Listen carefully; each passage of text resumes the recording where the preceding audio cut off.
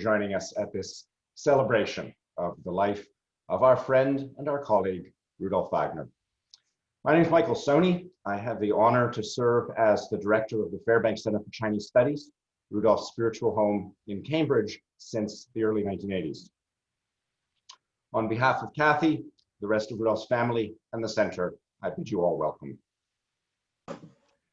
This is an unusual event in extraordinary circumstances, but Rudolf was an extraordinary man, and we thought it appropriate to use an extraordinary format to remember him rather than let this moment pass.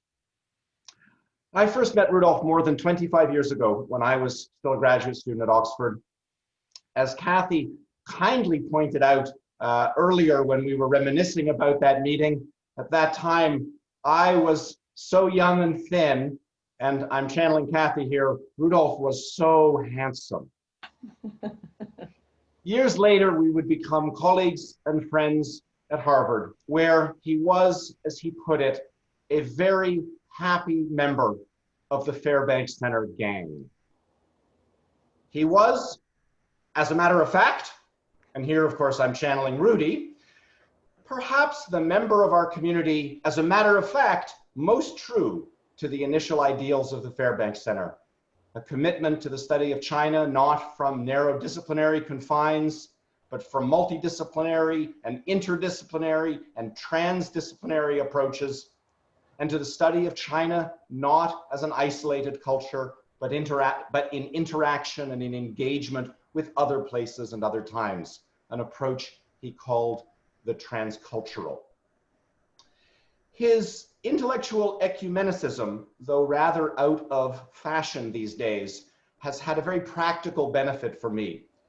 We hold so many events in China studies here at Harvard that sometimes it's a worry that there will be a suitable audience for an obscure topic or an unexpected presentation. But when Rudolf was in residence at the center, as he was many months each year, I knew that no matter how obscure the topic, there would always be at least one senior scholar present. And not just present, but engaged and animated, drawing comparisons and analogies, well, not always sticking to the actual topic of the presentation itself. Rod McFarker once compared him to a comet, but said that Comet Wagner did not trail a stream of ice particles behind it like the astronomical comet. Rather, there was a considerable amount of hot air spewed in front of the comet, accompanied by much gesticulation. Of course, Rudolf also stood out for his extraordinary, prodigious memory and his erudition. Some of you here will remember a short talk Rudolf gave about the metaphor of the watermelon as a metaphor for the risks that China faced in the 19th century, where it was thought that foreign powers might chop China up like a watermelon. The next thing you knew, there was a 115-page article with references in a dozen languages exploring the metaphor and its history. And of course, Rudolf stood out for his extraordinary wit. I expect and I hope that we shall hear at least a few of his bon mots later today. One of Rudolf's signature catchphrases that I will always remember and always remember fondly was his frequent comment in reference to some historical source, some text, some article.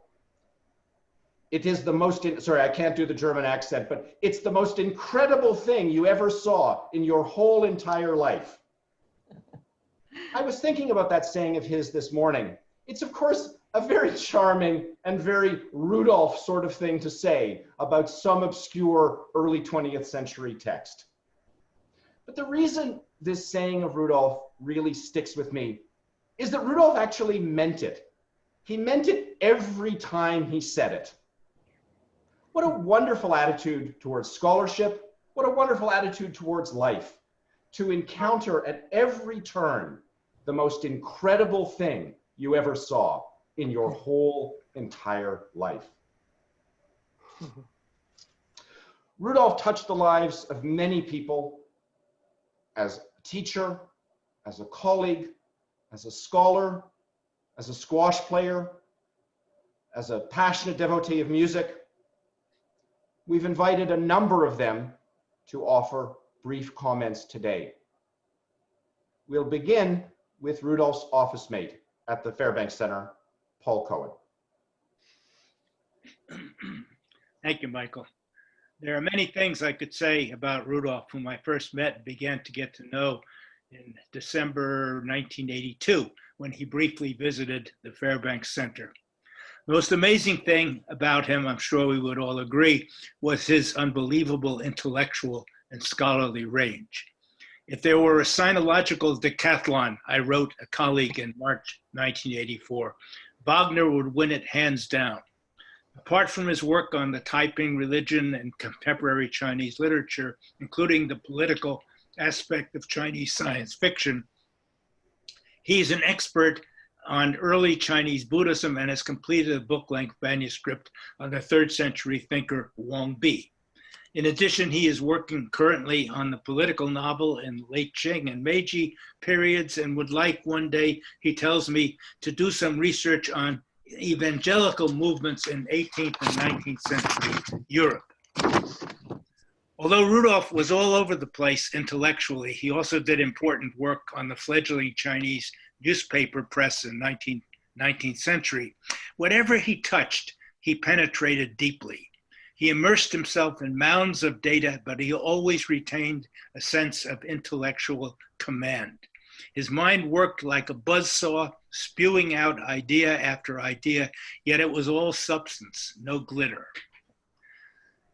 Apart from being one of the most intellectually charged people I've ever met, Rudolf also had a highly developed sense of playfulness and fun. An exchange between Rudolf and me years later when he was teaching at Heidelberg and I had recently retired from teaching at Wellesley demonstrated his marvelously impish sense of humor. Dear Paul, he wrote, a happy new year to you and a question.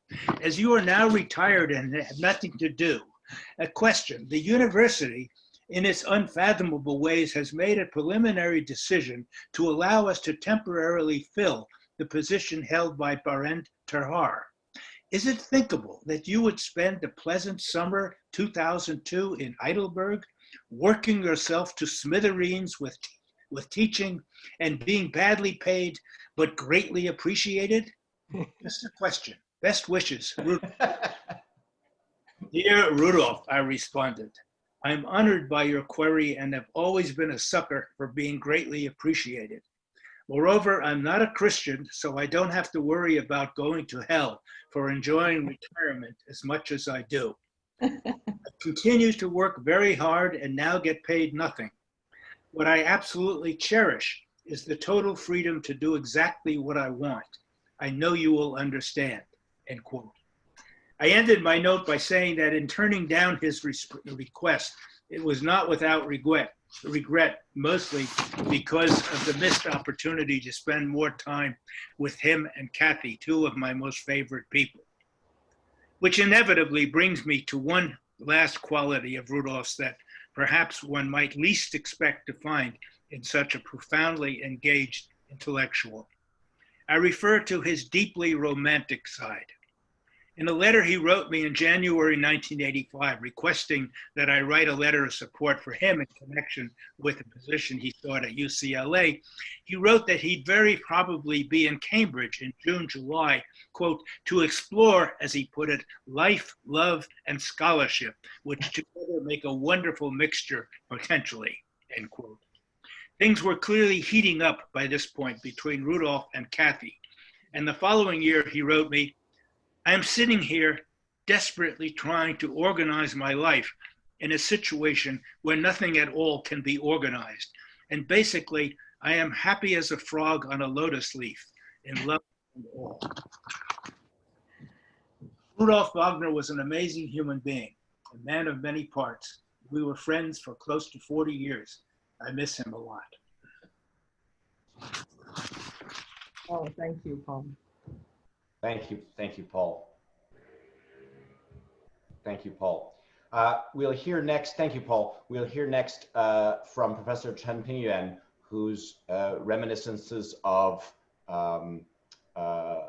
Rudolf will be read by Ji Jianqing, recently returned to Beijing from Cambridge. Ji, Mr. Professor Ji.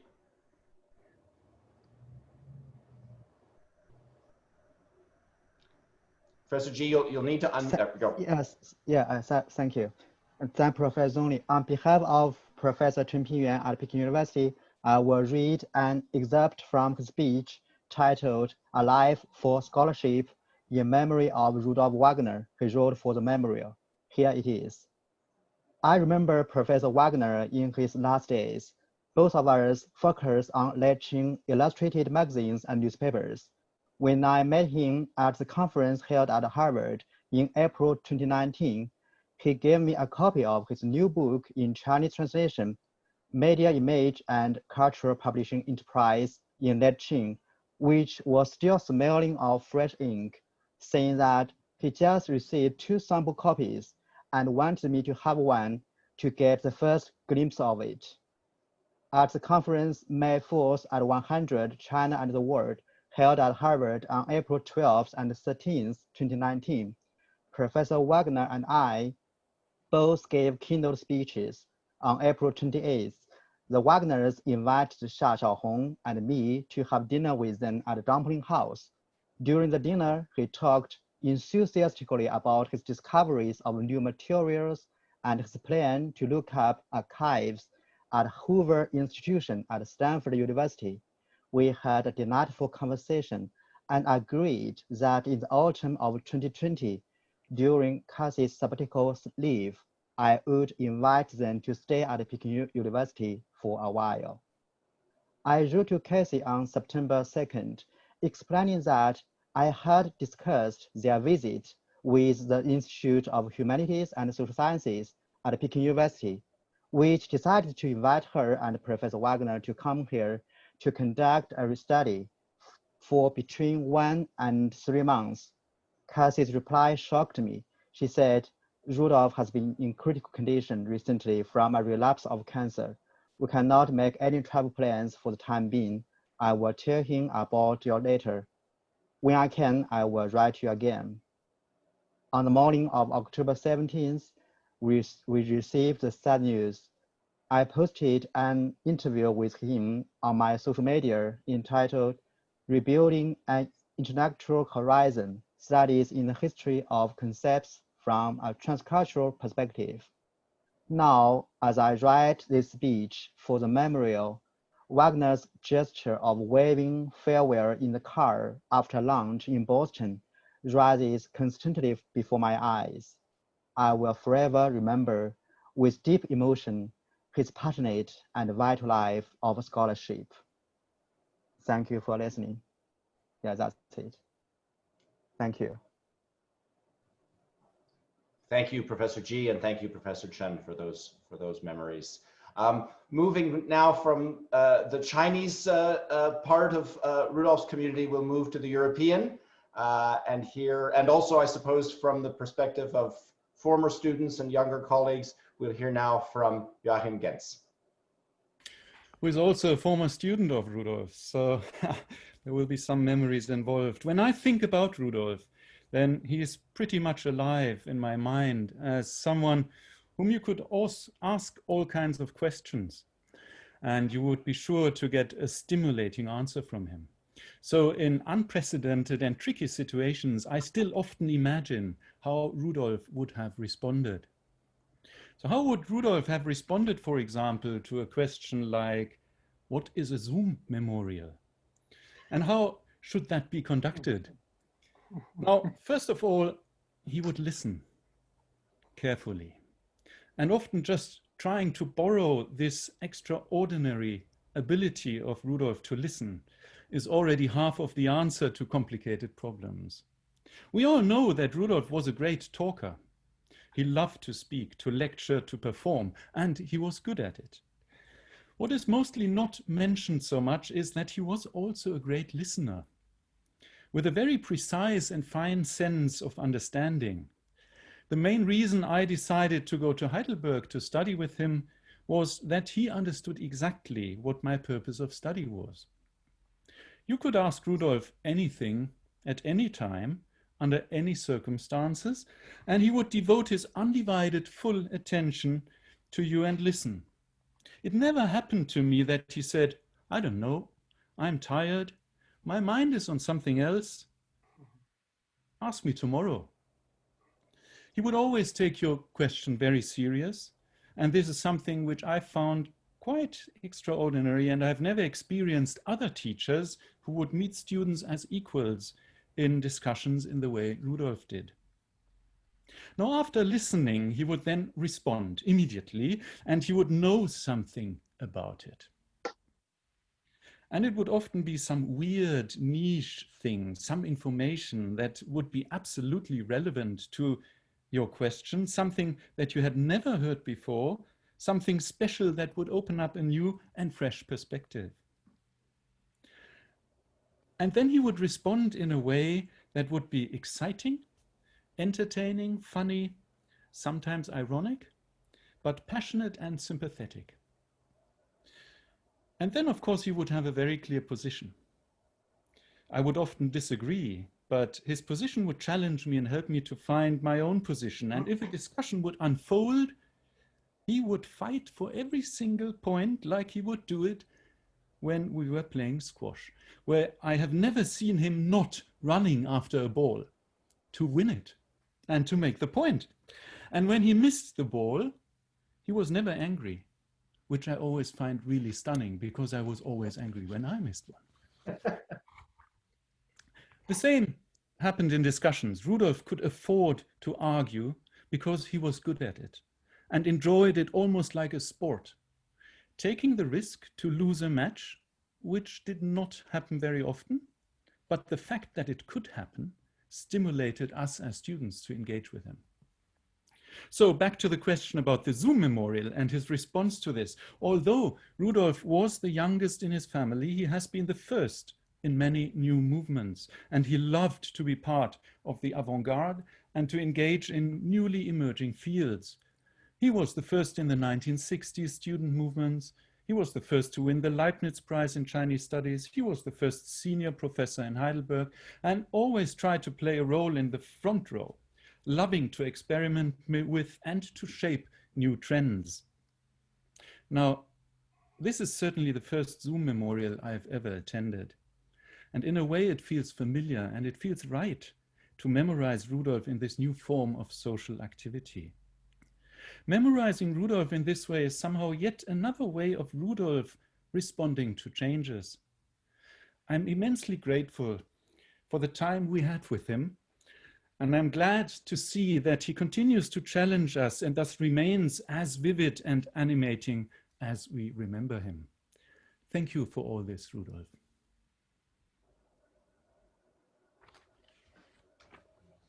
Thank you, Joachim, and thank you for your remarks, and also thank you for confirming a question that we have wondered a lot about over the last few weeks, whether Rudolf would have approved.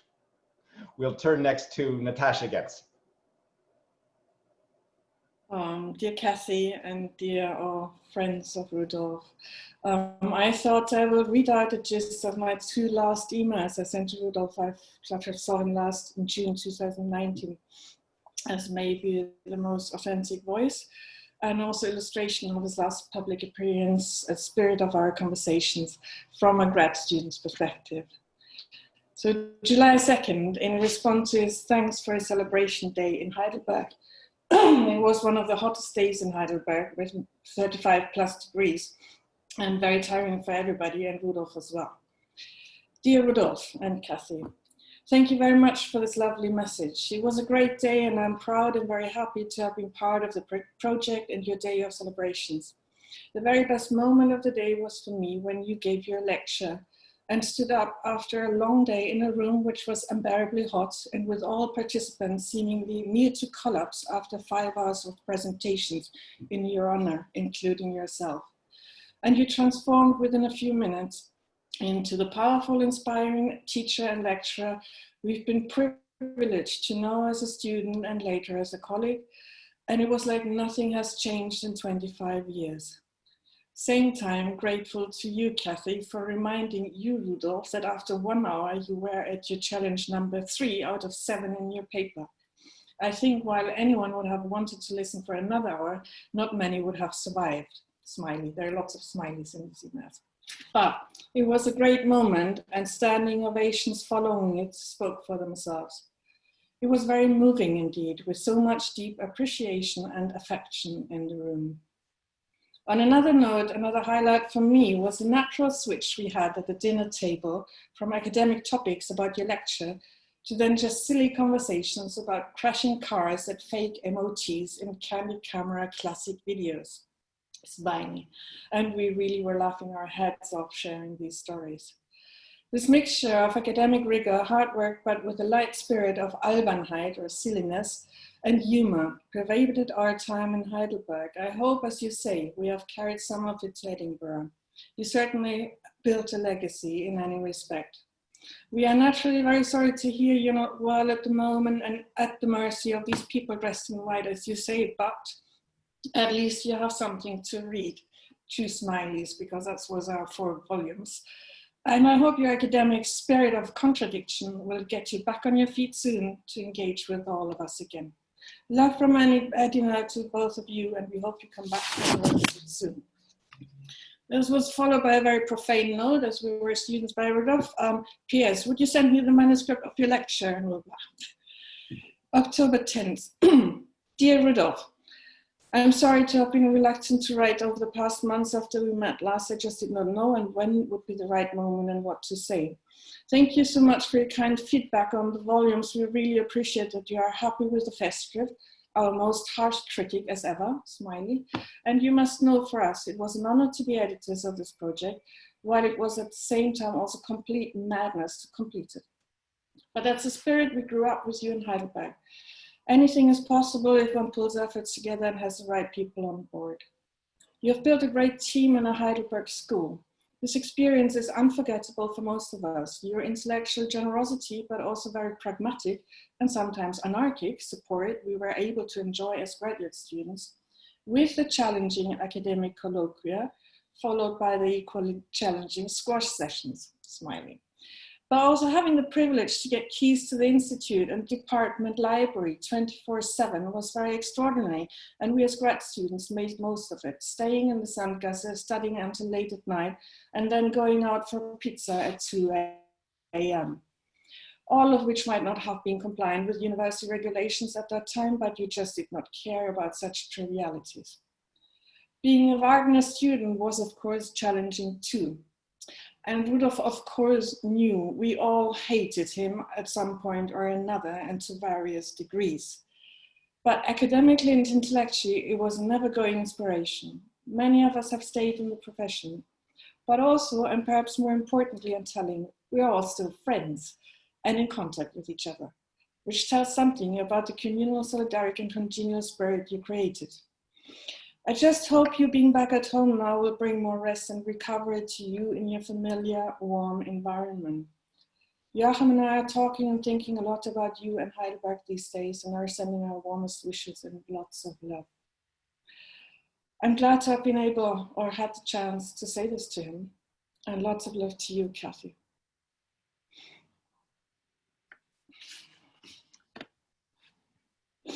Thank you so much, Natasha. We'll hear next from David Wong.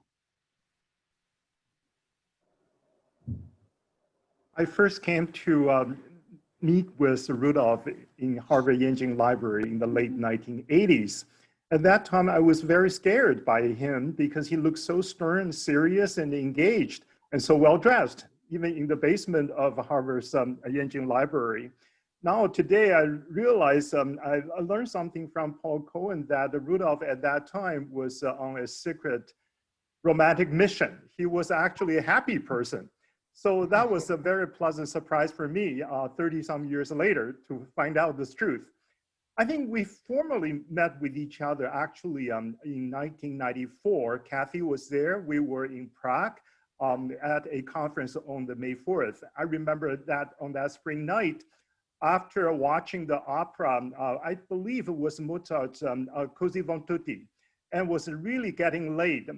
We together, I think Leo Li was there. I wasn't sure whether Professor Yu Yingshi and was there either. Herman Martin was there, and so on and so forth.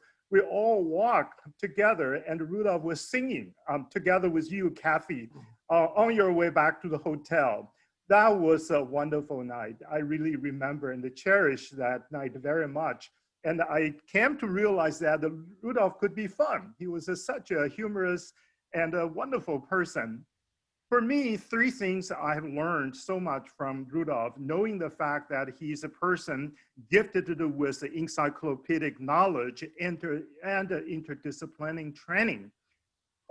I think first, his engagement with Shenbao studies, and particularly in the context of European theory, Habermas' public sphere coming to mind.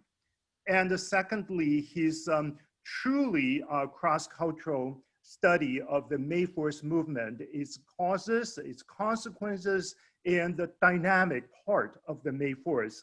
I remember at one time, he had this wonderful lecture on what yun and the dong means separately. When putting together, yun dong, of course, a movement, that is a set phrase, but Rudolf had this ingenious insight into the multiple dimensions of the movement.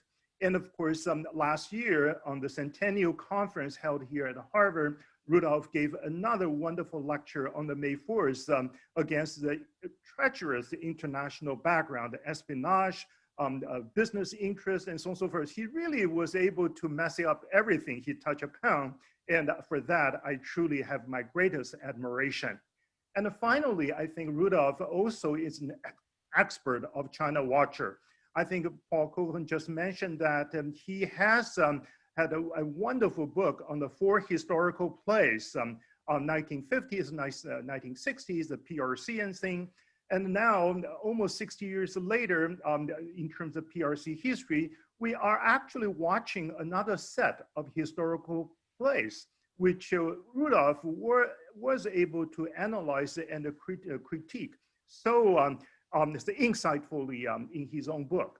And who knows that even years ago, Rudolf was able to talk about science fiction as a new, say, a cultural form of politics in China. Indeed, and right now, science fiction is everywhere, becoming the most popular genre in modern Chinese literary politics. Rudolf should be definitely happy for his foresight, pointing out these dimensions.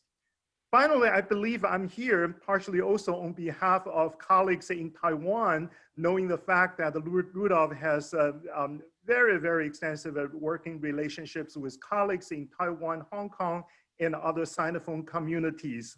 I think those colleagues are joining with me in expressing our gratitude to Rudolf for his generosity, for his knowledge, for his immense contribution to the field. And Kathy, and I know Rudolf has a manuscript on Shenbao, and you are working on that, and I'm ready here to help. And I really am hoping that I could help with publication of this particular giant task. So Rudolf's legacy will be remembered, will be appreciated. Thank you. Thank you, David. We're at the last chapter now, so hopefully the Shenbao manuscript will be sent to you by the end of September. Thank you. Thank you, David. So we've heard from some of Rudolf's oldest friends at Cambridge. Let's now move to one of his newer or younger friends in Cambridge, but also an equally close friend, Arnab Ghosh. Thank you, Michael. An East Coast morning to everyone. It's a real pity we can't actually be together to celebrate Rudolph's life. It would be wonderful to meet you all in person. I don't know how Rudolph would have felt, but I'm a little ambivalent about the Zoom medium after all when it comes to such events. I believe I may have the somewhat rare privilege of knowing Rudolph across 2 rather distinct spheres of his life in Cambridge, which is the intellectual and the sporting. As a colleague and as a friend, Rudolf's enduring characteristic was how much he embodied the life of the mind. There was little that was not of interest to him, nor little that he could not offer advice or guidance on. Never shy to express his opinion, frequently critical opinion, on any issue. Rudolf, to me, was both an invigorating and a daunting conversationalist. I recall especially fondly the wonderful dinners at the flat that he and Kathy shared overlooking the Cambridge River, the Charles River, sorry, and the many lunches we shared in the law school cafeteria. It was actually at one of those lunches that I told him I had begun working on exchanges between Chinese and Indian scientists. Rudolf immediately got very animated. He told me about this fascinating exchange that he had himself been a part of in 1979. This involved Chinese scientists, Indian scientists, and German scientists, and centered on the exchange of biogas technology. And of course, you know, to those of you who know Rudolf well, within 24 hours, he had dug through his old files and shared with me reports from the trip. And then on his next trip back to Heidelberg, he came back with about 24 reports in Chinese about biogas technology. I was quite literally blown away, both by the range of his activities and by the enthusiasm he had for something that seemed so remote from his own interests. Of course, little did I know that his interests are pretty much the universe. So we soon ended up collaborating on a paper, and last fall I went to Germany to do some research for this paper. I was in Bremen, and then I'd hoped to go to Heidelberg and visit Rudolf too. But as the trip was approaching, Rudolf wrote to me to say that he wasn't doing so well anymore. His emails encapsulated in many ways, though, the man that he was, indomitable and blunt, I should say, in equal measure. I would be very happy to see you swing by in Heidelberg, he said, even though I cannot guarantee a chirpy conversation. My daughters, grandchildren, and siblings are here in a string of visits to cheer me up, which probably means that I cannot offer you the hospitality originally envisaged. If you stay over, it would have to be in a hotel. Alas, Rudolf left us before I could visit. But chirpy, the word that he used, was one of Rudolf's sort of go-to words, I think. Another was fuddy-duddy. This was a word he used a lot on the squash court, on the rare occasions when he actually made a poor shot. And he was, of course, rebuking himself. Never was it used with any of his opponents. Rudolf was graceful and deadly on the squash courts. There was an economy of motion, a light touch, and the energy to hunt every ball down. I remember the first time we played, I thought to myself, if I can move like this as a 70-year-old man when I get to 70, it'll be a life well lived. Rudolf was also, I'm thankful to Rudolf also for introducing me to a wonderful group of guys who call themselves the Yellow Dots. This is a community of squash players, and we meet every Monday and Wednesday at the Mer courts across the river. They include Fred Mansfield, Hormoz Gudarzi, Coburn Bennett, Fahim Rasool, Steve Imrich, and Dan Bancroft, amongst others.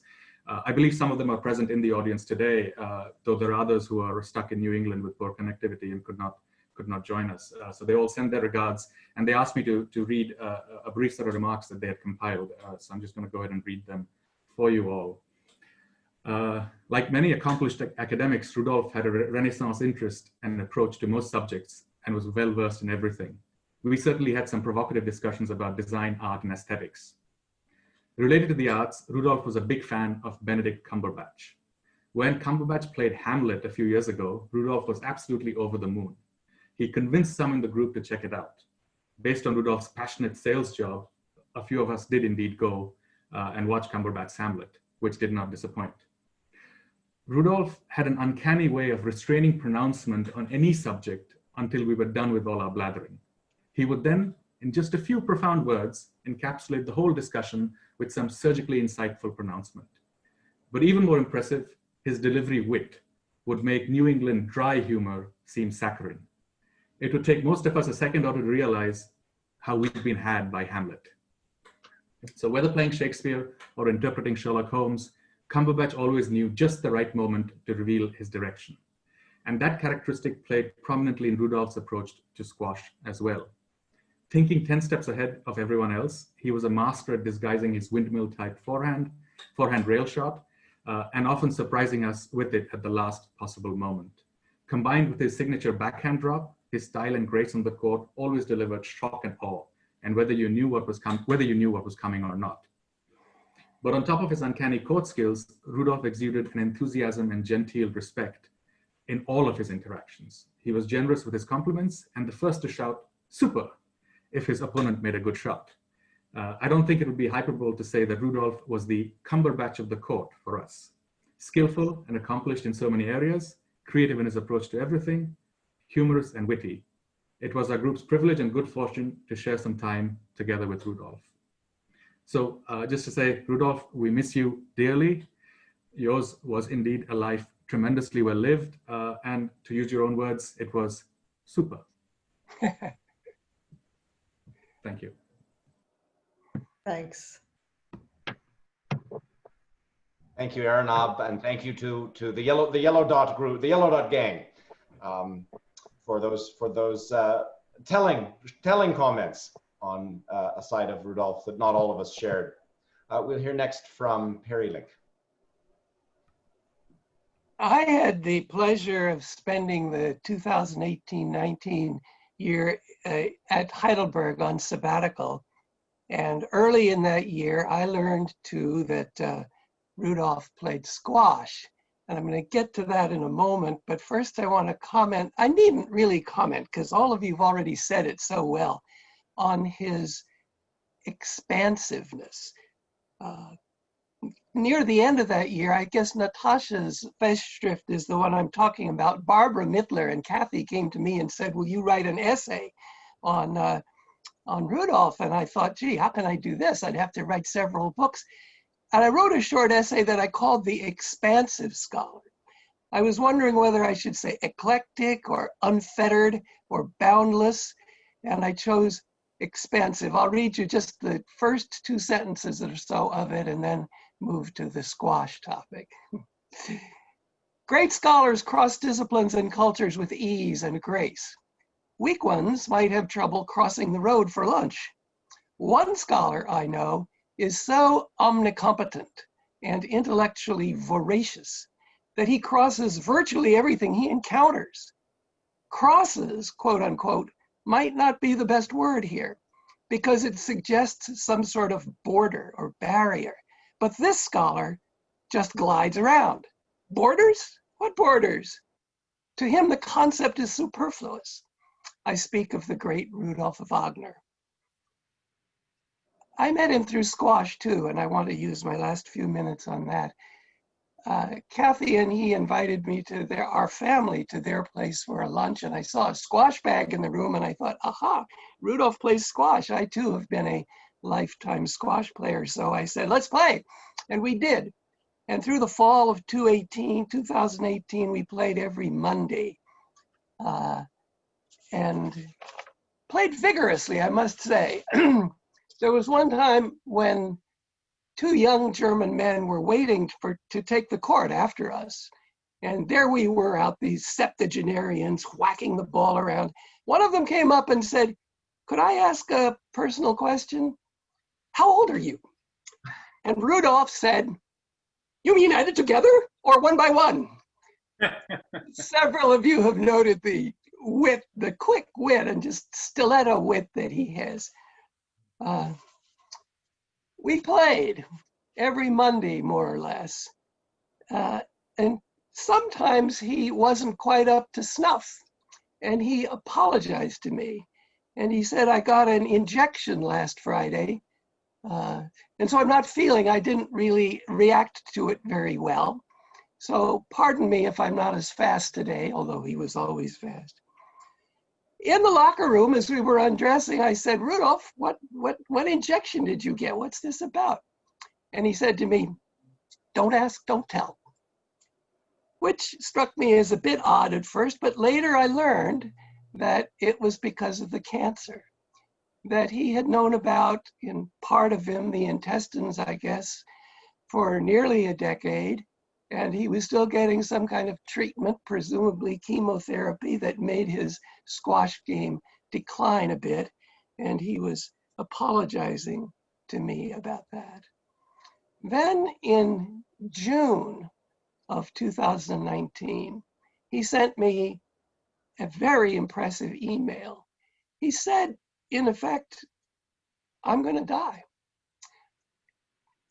He told me, excuse me, he told me about the cancer and phrased it very carefully, but the message was clear, and he was very objective about it. I've seen several people die in my life, my two parents and a number of others. I've never seen someone die or face death, I should say, with the dignity and the courage that Rudolf did. Near the end of my stay, our family's stay, I called him one more time or emailed him and said, Rudolf, let's play squash one more time, even though I knew he wasn't feeling good. But I wanted to do it, and so did he. And so we figured out a way to do it one last time. This was in August of 2019, literally the day before I came back to the US. He wasn't up to driving, so Kathy drove for us. Kathy will remember this. And I'd already sold my bicycle that I'd used all year in Heidelberg, so I needed a ride. And Kathy and Rudolf picked me up. And Kathy drove because they both knew that Rudolf wasn't quite in shape even to drive, and we went to the squash court. And he was noble in continuing to play. He lost his breath and could only play about 6 or 8 points before he'd have to stop and pant and catch up, but he still wanted to play. And then he did an amazing thing. He figured out special rules that we could use so that the game would not be boring for me. I mean, here he is facing death, playing squash for perhaps the last time, and he's worried about the feelings of his squash buddy, me, whom he didn't want to bore. So he came up with this ingenious set of rules. We can only hit the ball this way, and we could only hit it in this space, not that, and we kept playing. Neither of us was very good at the new rules, so that didn't quite work, but that memory of his treating me that way sticks with me. Later, Kathy drove us both home, dropped me off first at our apartment. And Kathy was in the driver's seat, Rudolf was next to him, and I was in the back seat. So we get to the apartment and I open the door and get out of the car. And he starts to open the door in front and get out of the car. And I said, Rudolf, no, take it easy, rest, you don't have to get up. He said, Perry, I have to do this. And he pardon me, he got out of the car and came over to me and gave me a giant bear hug, really squeezed me, and I squeezed back. Both of us knew that this was goodbye. Neither of us, of course, said it, but after that hug, I went in to the door and he went back into the car, and that's the last time I saw him. Although I still feel that somehow we're going to play squash again.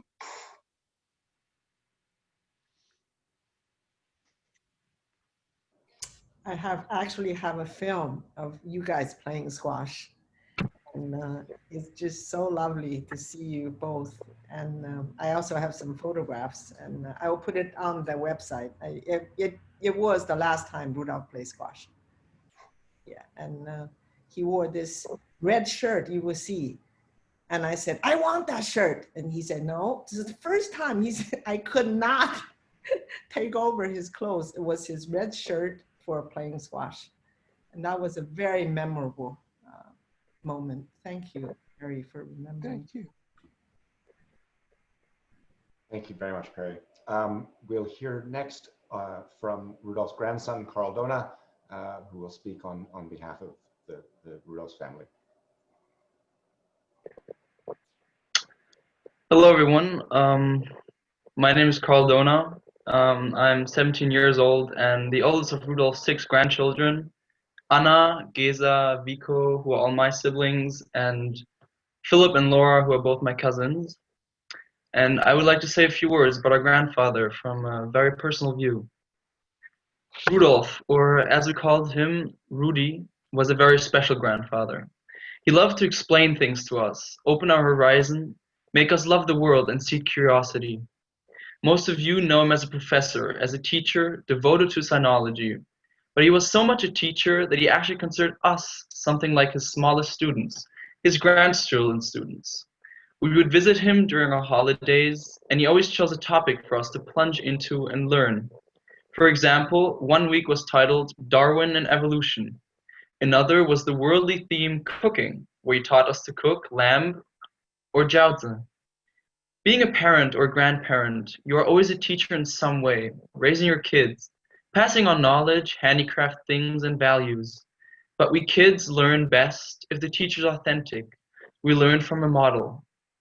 My generation is confronted with global warming, climate change, entire ecosystems dying, and we will be facing mass migration and war over water. We need to convince the world to change, basically everything and fast.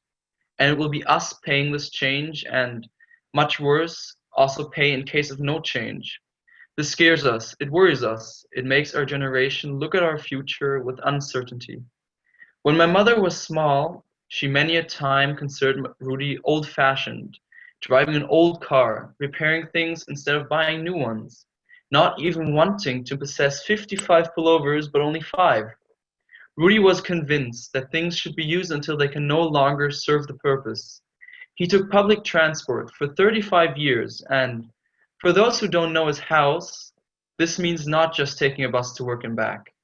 His house is one of the most stunning views over the Neckar River in Heidelberg, but for the price of a slope so steep that once you walked up to the house, you basically had to shower.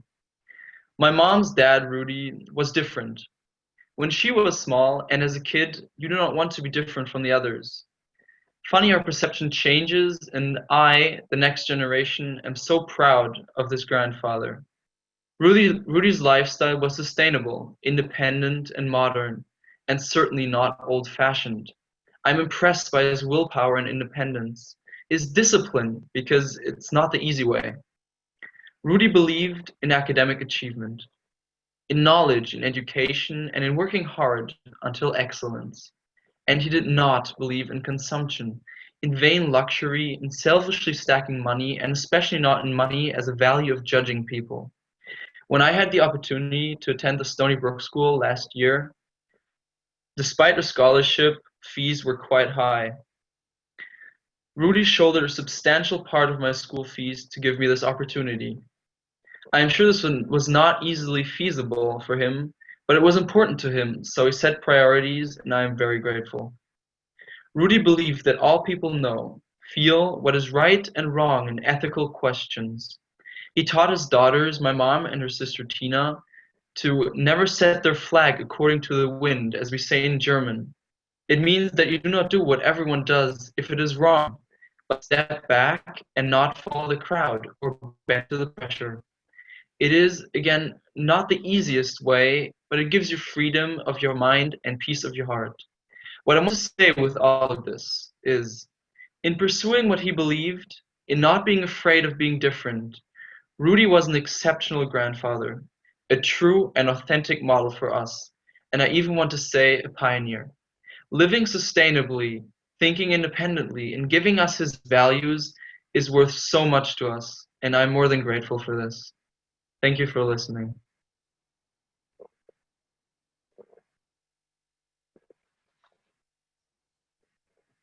Thank you, Carl. That's so very, very, very well done. Very sweet. Thanks. You're welcome. Thank you very much, Carl.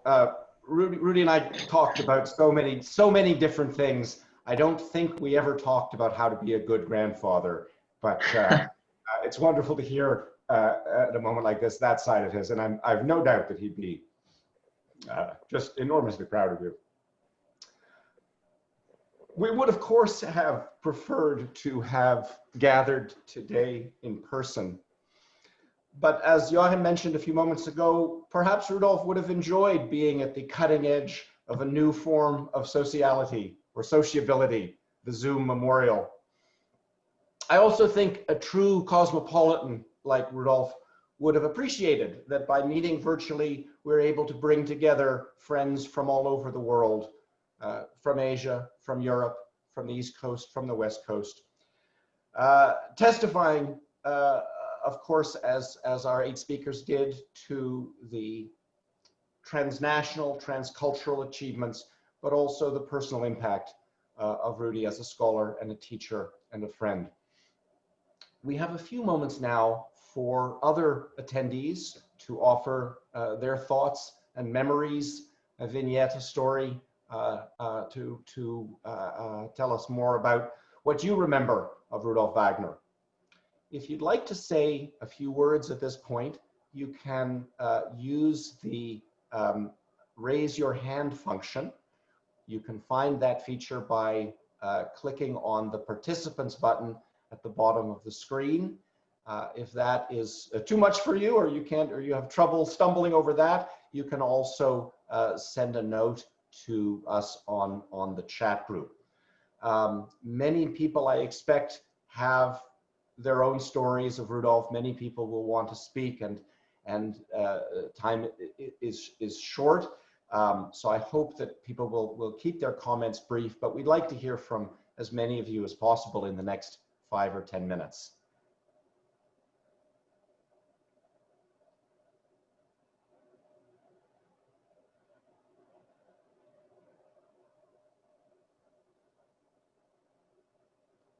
I had scoped out the names of the squash players and was going to call on them directly, but Arnab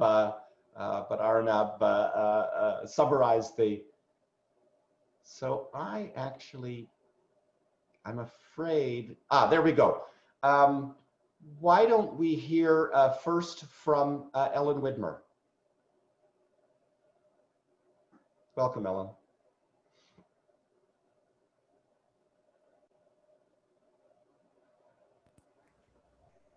Ellen, you should be able to speak.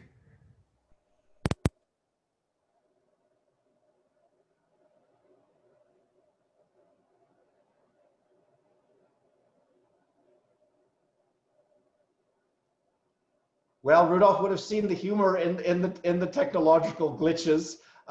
Ellen, I'm gonna turn to someone else, but I promise I will come back to you. Okay. Let's hear next from Chung Yifan Chung.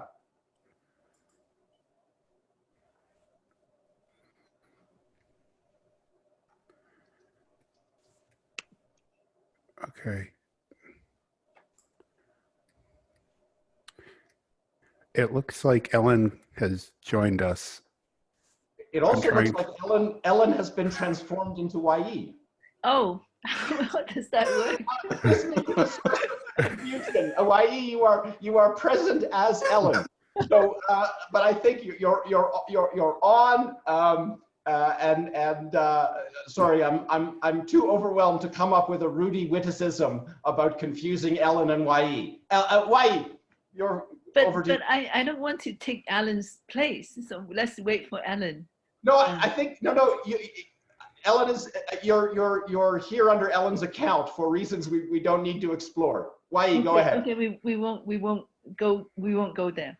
I just want to add my thoughts on what a wonderful scholar and friend Rudolf was. And I remember one conversation at Paul Cohen's dinner when he talked about what a firebrand 1968er he was. And that spark always remained in him, that there was something always uncompromising, unbending, and honest about him in all his scholarly endeavors and in the way he dealt with other people. I also, it is incumbent upon me to also convey regards from James Robson and Robin Yates, because I was in a meeting with the Research Assessment Board in Hong Kong, and they really wanted to come, but they couldn't come because we were all stuck in that meeting. I left that meeting early. So, and James wanted to say that his last interactions with Rudolf was over this Shenbao article that he contributed, and then they were working on it till the very end, and he wanted to say how much it meant to him that he had that opportunity. And Robin wanted to say what a good friend Rudolf had been to him as well. So I'll let other people speak. I don't want to take up too much time. Thank you. And maybe Alan can become Alan again instead of me. Maybe if I shut the video, then it will become Alan again. I don't know. Oops. Thank you, Wai, and I feel compelled actually to thank Ellen also. We'll hear next from Cheng Yifan Cheng. Okay. Can people hear me? Yes.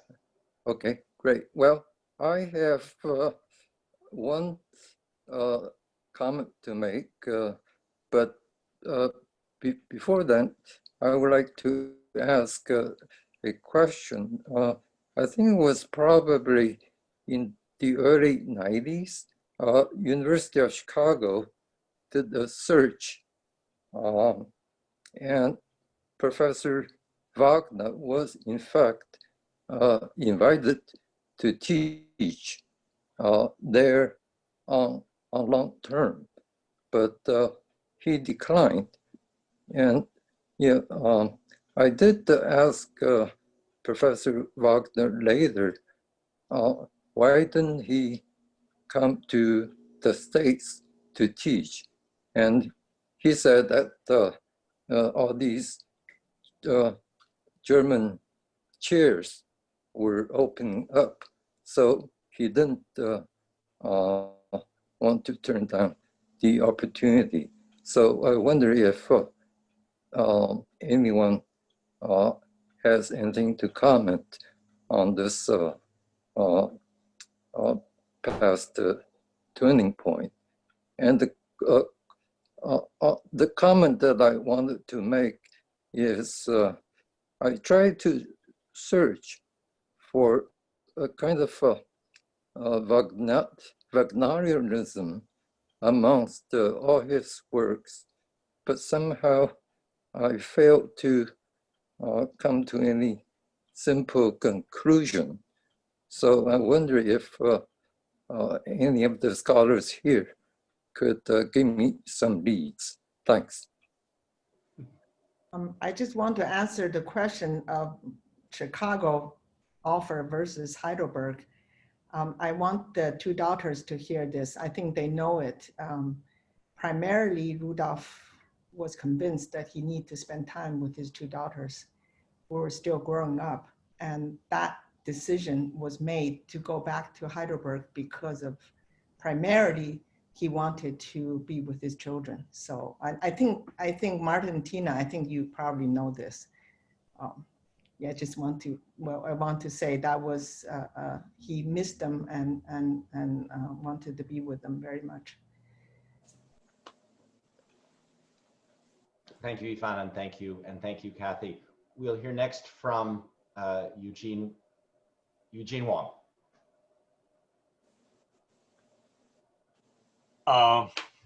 Thank you. I feel like there's one thing that hasn't been mentioned.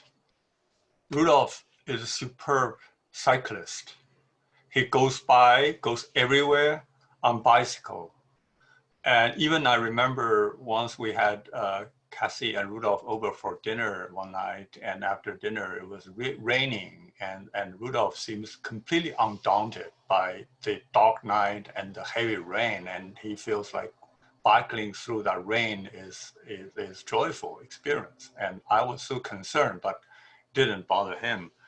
And in connection with that, I was also really struck by what a conscientious scholar that he was in treating matters like big grants. He was one of the recipients of a huge grant, but he was so hard on himself. And you would imagine with that kind of grant, he could fly to China on the first class or business class, but he never did. And he would just throw his big body into the tiny seats of the economic class, and then in the end save money from that grant. So things like that really reflects well about Rudolf in a big way. And I ought to say that on occasion like this, we all look his exemplary illustrious career and think about ourselves and using him as this sort of model. And one thing that often struck me, and I always feel curious about, why is it that Rudolf ranged in his scholarship from the 3rd century Buddhism to 20th century.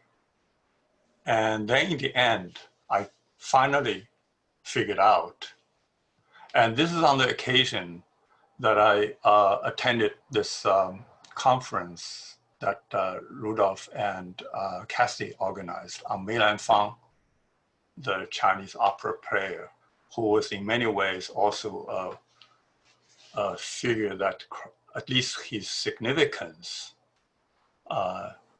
really crossed different boundaries. And he was one of the Peking opera actor that was loved by the major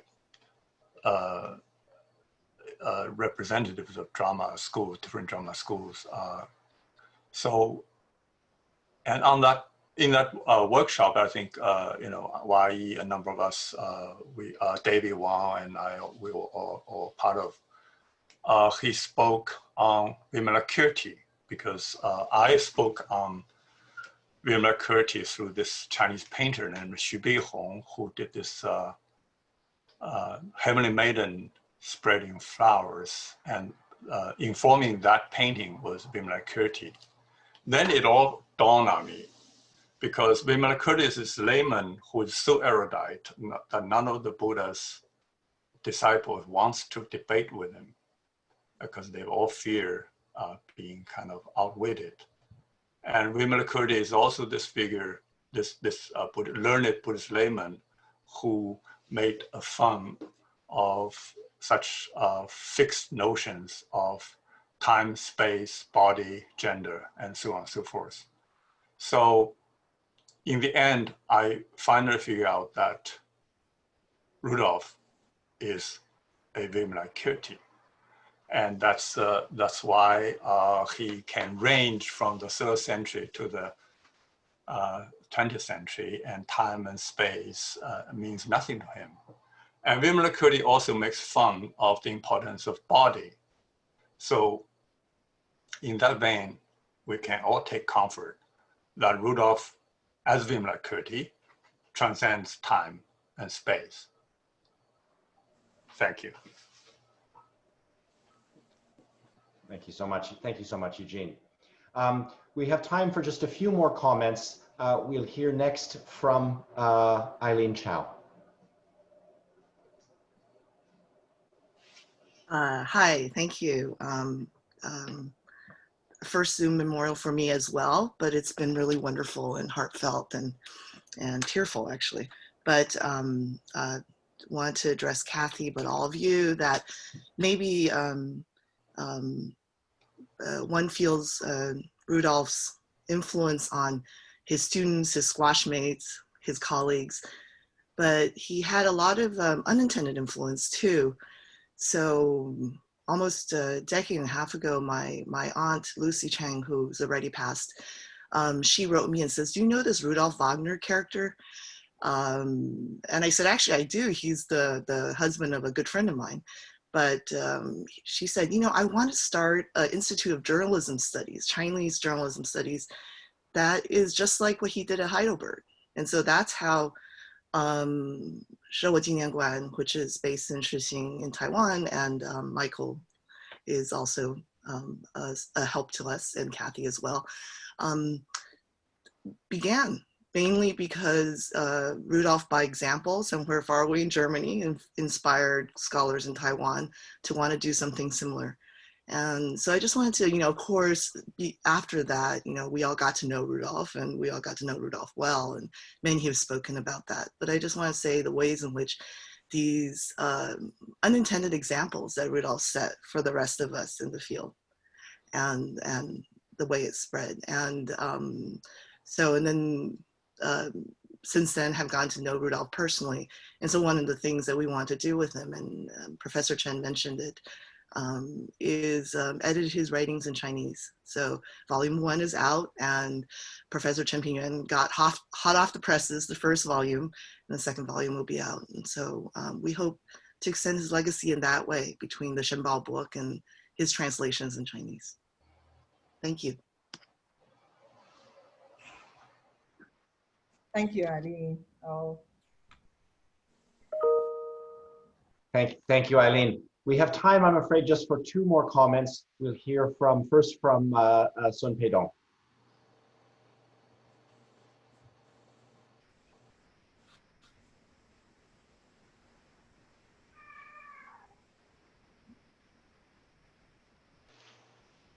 Okay. Hi, everyone. I just a very short comment from Paris. I was visiting scholar at Harvard Yanjing Institute 2016-17. When I gave my launch talk, Professor Mark Farquhar, he came, and I was very worried because it was a very, very cold and a snowing day. So I was, and Professor Mark Farquhar says, don't worry, I will come with a very young German guy. So it turned out that Professor Rudolf Wagner was that young German guy. Of course, as you mentioned, after the talk, Professor Wagner sent me many references, and I enjoyed a lot the reference, of course. And now I'm guessing now Professor Mark Farquhar, Professor Wagner, and Mr. Li Rui, they were happily watching us and commenting our comments and remembrance. Thank you. What a lovely thought. Thank you, Sun Peidong. Finally, we'll hear from another Fairbank Center colleague and friend, Mark Elliott. Thanks, Michael, and good morning or good afternoon, good evening, everybody. What a wonderful tribute this has been. Many things have been said. I think it's a testimony to all the dimensions of Rudy's person. As Paul Cohen said, a man of many parts. It was certainly a privilege to know him. I met him first in 1984 as a graduate student at Berkeley when he was a guest in a seminar that Fred Wakeman was running on the history of Republican China. And he was a force to be reckoned with. We were all a little afraid of him. And later on, I came across some work that had to do with, I think, something from the Han period, and I thought, is there another Rudy Wagner? How could this be the same person who was working on the 20th century and was doing stuff on the Taiping? But that was Rudy. He was a man of great intellectual breadth. I think he was an inspiration to all of us. As Eileen mentioned a minute ago, inspiring us to all be bold and adventuresome, and not to be afraid of learning new things and going into places where perhaps we were not yet expert. For me, the thing that I will remember the most is his amazing manner of lecturing. Whenever I had the chance to invite him to give a talk when he became an associate in research at the Fairbank Center, we had these directors' dinners, and the last one that I hosted as director was with Rudy. It was a memorable night at the faculty club. Some of you on the call will remember that amazing evening. Rudy punctuated all of his talks with the phrase, you know. He would always add this in, you know. And it was for me, it was not just a tick. It was not a tick at all. It was a gesture of generosity, because he assumed that we were with him and we knew what he knew, and that he was just carrying us along. And of course, most of us didn't know. But we really appreciated his giving us the benefit of the doubt. And like everybody else here, I miss him so much. And Kathy, I know Of course, it's a great loss. But he will stay with us. Thanks, Michael. Thank you, Mark, and thank you to Michael, all of. May I say something very quickly? Sure. So this is something that's been a puzzle to me. Was he saying you know, or was he saying genau? He's I'll just leave it no. out there. He's saying no. For the longest time, I used to think he's saying genau.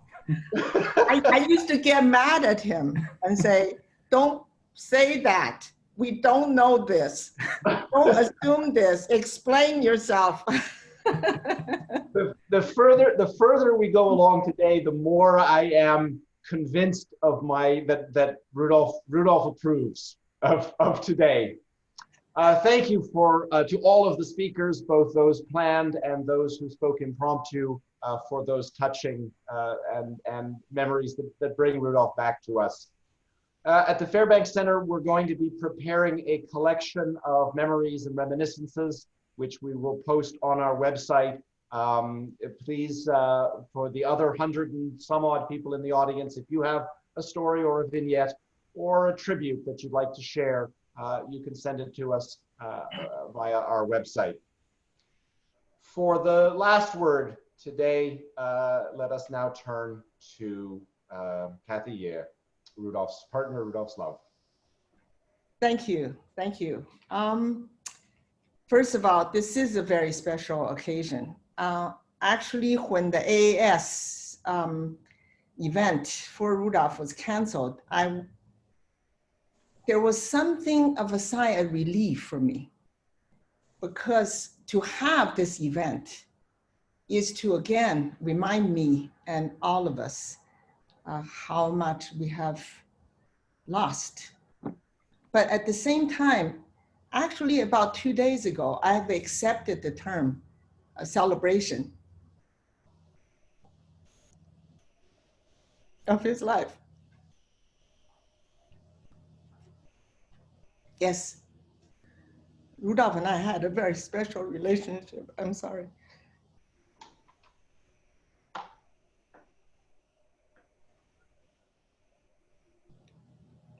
We have talked today about how brilliant he is, how his erudition, his learnedness, and his capacity to listen, his capacity to conceptualize, his excitement for scholarship.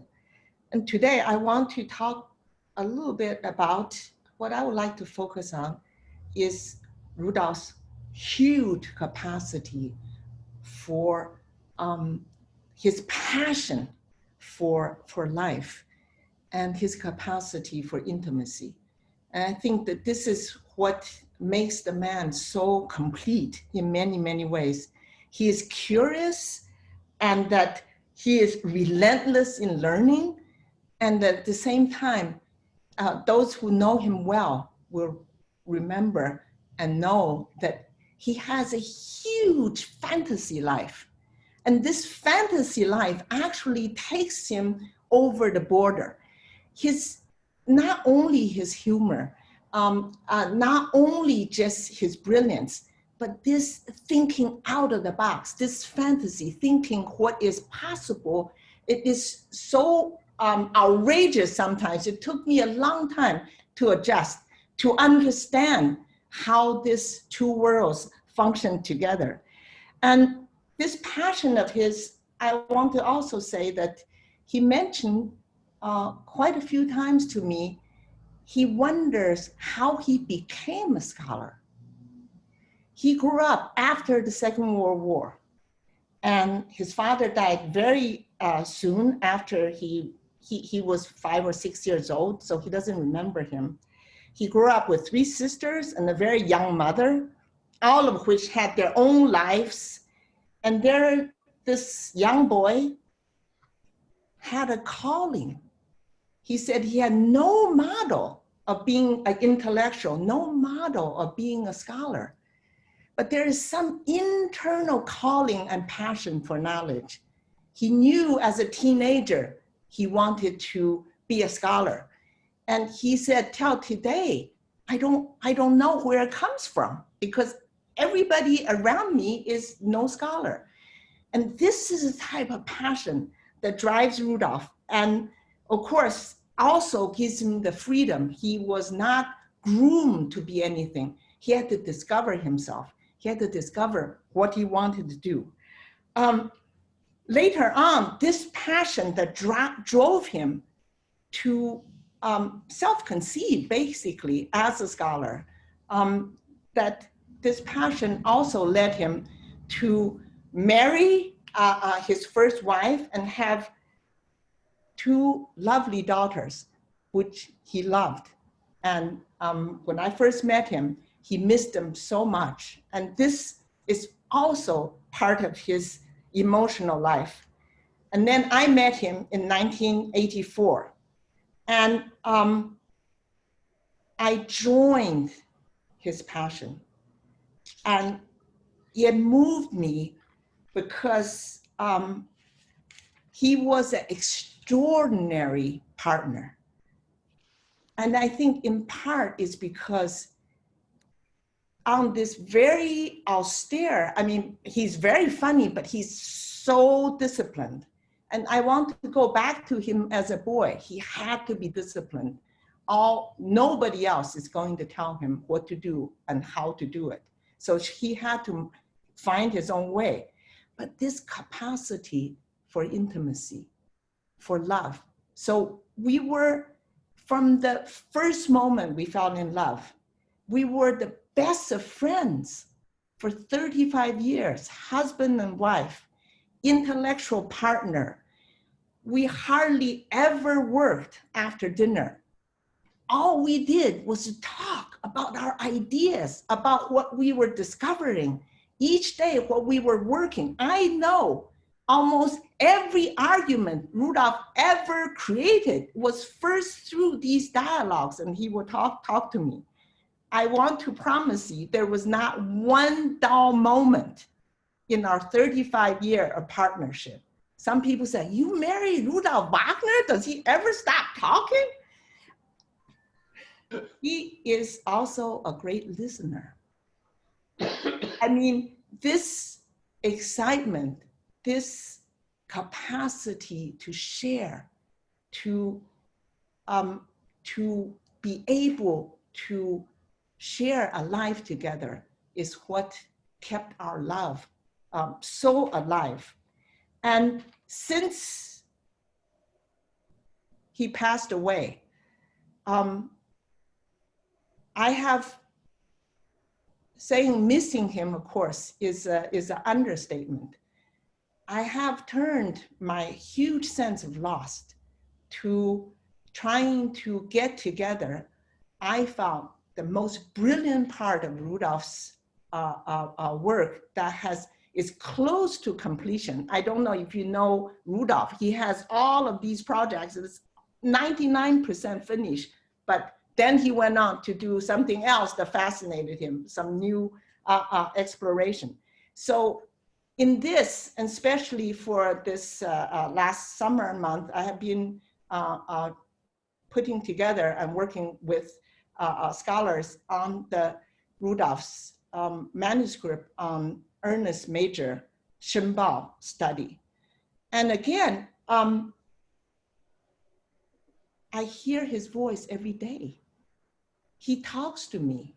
I'm reading his stuff. He's so funny. He's so brilliant. And he's so free in his thinking.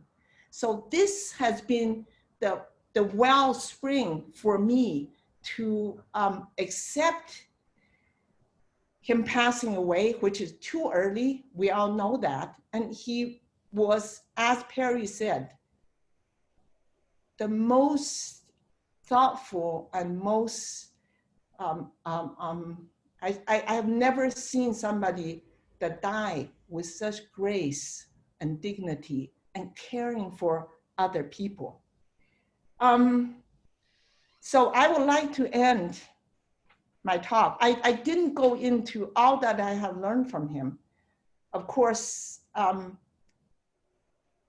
if I say one thing, what he has influenced me as an intellectual is to see things in relationship, what we call cross-cultural study, is to understand a tree, but understand the tree belongs to the forest. A single tree cannot live. The tree is local culture, but the forest is the environment where local culture will thrive. Is only together with pollination and communication can the ecological system and can cultural studies survive. This is, I think, one of the main things that has stayed with me. And I just want to say one last thing. I'm writing, I'm finishing my Meilan Fang project on my own manuscript. Some of you know I've been working on that. So, oh, I should write a few chapters on the transcultural study of this Peking opera reform. Rudolf looked at me and says, the whole thing is transcultural study. And he's right. You know, it's not a pigeonhole of a particular method. Actually, is how Rudolf saw the world in relationship. I would like to end with Rudolf's own words. During his treatments, all different type of treatment, Rudolf would bicycle on his bicycle to go to the treatment, and later on he had to drive.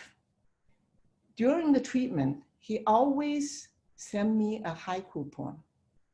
I know Rudolf is grappling with his own death. He also wanted to prepare me. He wanted to talk to me in some ways that would not break me, but make me also accept this process.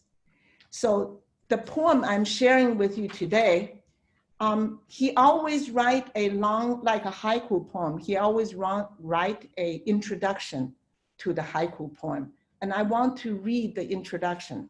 That is, under what condition did he write this poem? This is what he writes.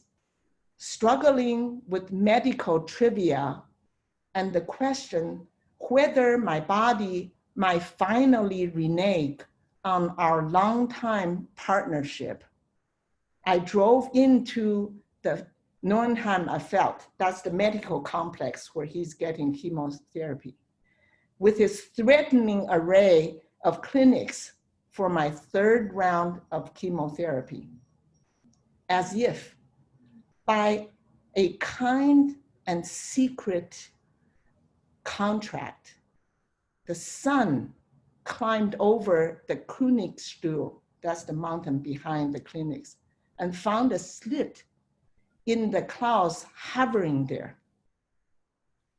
With its slanted rays burning forth over the fall leaves with their rich and varied hues, a smile came over my soul in gratitude for such wonderful days and sights this late in my life.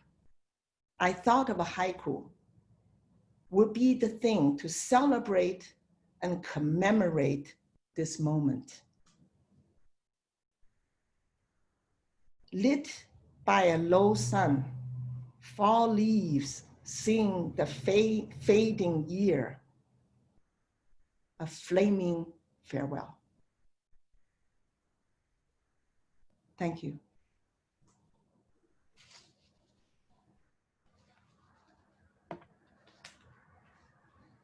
Thank you all, dear friends, for joining us for this celebration of the life of our friend Rudolf Wagner. Thank you to the many people behind the scenes who made it possible. We all miss him keenly, even if we do, like Kathy, hear his voice in our mind. Music, as several people have pointed out, was one of Rudolf's many passions. We'll close our celebration today with the P.A. Jesu excerpt from the Requiem by Gabriel Fauré. On behalf of Kathy and Rudolf's family and the Fairbank Center, excuse me, thank you for joining us. I wish you all good health and happy memories. And thank you all for joining us, and thank the Fairbank Center for organizing this.